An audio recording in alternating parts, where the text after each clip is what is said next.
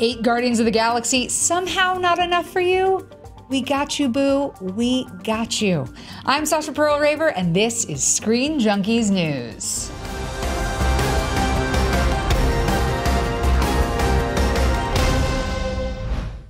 Guardians of the Galaxy Volume 2 opens in just a couple of weeks, and the press junkets are cranking out lots of fun newsy bits for us to nosh on. Case in point, talking to Slashfilm today, James Gunn admitted that in earlier drafts of his script for Guardians of the Galaxy Volume 2, he included a cosmic hero named Adam Warlock, confessing it's a character he loves and that, quote, he was a big part of the screenplay, and I realized it was one character too many. However, we're not done with him quite yet. Here to talk with me about this is our very own Matt Key. Nice. Hi, Matt nice. Key.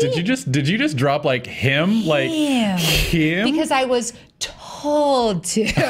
Because you are our local expert. And before we go any further, explain to the people, and by people I mean me, Key and S, Adam Warlock. So it's fun that you said him, because that was what he was originally known as when he came out of the cocoon in Fantastic Four. Everyone just referred to him as him because he didn't have a name. He was created by like a bunch of scientists on Earth to be the genetically perfect human being.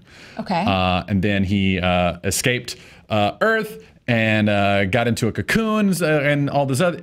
He has a very weird backstory. Let's just say he's a space sorcerer. So he was on Earth, but then he escaped Earth. He escaped Earth. I don't remember the exact reasons why, but he escaped Earth. He went to some place called Counter-Earth that's run by the High Evolutionary, gave his life to protect the High Evolutionary. The High Evolutionary helped him get into a cocoon to reform himself, and he broke out of the cocoon, and 4 teenagers named him Adam. Sweet. Adam Warlock, though, which is these like 4 teens who were just like hanging out. We're like, hey, let's call you Adam. He's like, all right, I like Adam. Adam's my name now. I'm also, well, Adam First Man. I thought it was going to be A-T-O-M, but it's not. It's A-D-A-M. A-D-A-M. Yeah, it's not Atom. That's over at DC. But I'm wondering, how do we get Mr. Warlock into these films? Well, I don't know.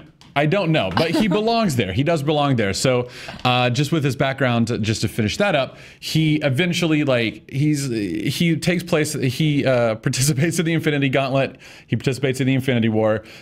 He then takes, there's a story called Infinity Crusade that he's involved with, where he forms something called the Infinity Watch, where they have to watch over the stones and keep them separate because any one person controlling all of them is way too dangerous. But in that photo that we just saw, it looks like he's got all of them. He does. That's because he gets all of them from Thanos when he defeats Thanos in Infinity Gauntlet. Yeah, there you go. So then he goes on to become a major part of the Guardians of the Galaxy when they are reintroduced around like 2008 by a writer named Dan Abnett. So he's one of the, like, of this new team of Star-Lord, Groot, Rocket, all those guys. He's one of the original of those. Got it. So it makes sense that James Gunn will be like, I want to use Adam Warlock. In terms of him making sense for the future of the cinematic universe, the cosmic universe, you can kind of start to piece some things together from what James Gunn was saying. He said he was so going back to what he said about being in the original screenplay, he said he loves the character. It was a big part of that screenplay, but it was one character too many. He wanted to keep Mantis in there because she fit better in the story. So as he says, I decided to save him for later. And then we also know that when he said he was doing Guardians of the Galaxy 3, he made the announcement saying that the Guardians of the Galaxy 3 will conclude that iteration of it and will catapult both old and new Marvel characters into the next 10 years. And then also when we're talking to Slashfilm, Kevin Feige said Gunn is developing Adam Warlock to be included in future Marvel Cosmic Universe films. And then Gunn responded with, he's not in Infinity War, but he will be a part of the future Marvel Cosmic and a pretty important part of that. Okay. So I know it's a lot of quotes. Thank you for bearing with me. We talk a lot about like what's going to happen post Infinity War. Yeah. Because contracts are up and people are going to want to leave and go off and do other things. And now that we do know that James Gunn is doing Volume 3, is Volume 3 going to center on Adam Warlock, or is this going to be an introduction of the character? And are there going to be people that we're going to see maybe killed off in Infinity War, and then he will kind of be the filler, not like a space holder, but like he will be the new important character that we come to fall in love with? I don't know that we're going to I mean, yeah, we're probably gonna fall in love with him, but he's a weird character. Like I have no idea.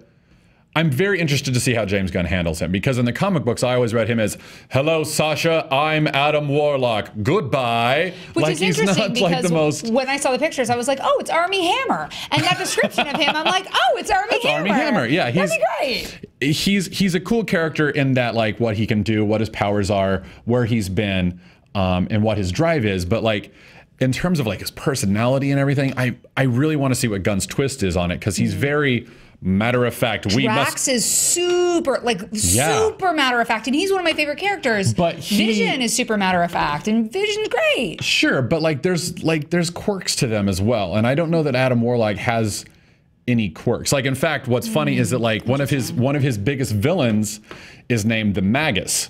And the Magus, turns out, there's two different versions of it. It's a future version of himself that was driven insane by the use of the Soul Stone, so he comes to the past to defeat his past self. Into it. The second version, the version that I think they're probably going to end up using, if they use the Magus at all in the future Marvel Cosmic, is... So Adam Warlock gets the Infinity Gauntlet, knows that he has to control the Infinity Gauntlet, but knows that emotion is part of the problem. So he divorces himself of all goodness and evil, but they end up becoming two separate personalities. And one of them is the Magus, and the evil. Yeah. So you can see where that's going. Cool. Yeah. So in terms of where the future's going, it's so... His background is so weird and wacky, and I'm just now hearing about, like, give me a whole other day and I'll be like, here's exactly what's going on. But hearing this now, I'm just like, you're actually using Adam Warlock? Like, my brain is shorting out with how excited I am. Like, I'm legitimately very excited about it, but I don't know what to make of it either, because it's just wacky. He's a weird character. Well, weird is what James Gunn does best. I know. I'm so excited about it. So, like, the question becomes, like, to go back to what you were saying about Avengers and all that, like, he's not in Infinity War. They've said, I mean, maybe they're lying. He's not Infinity War.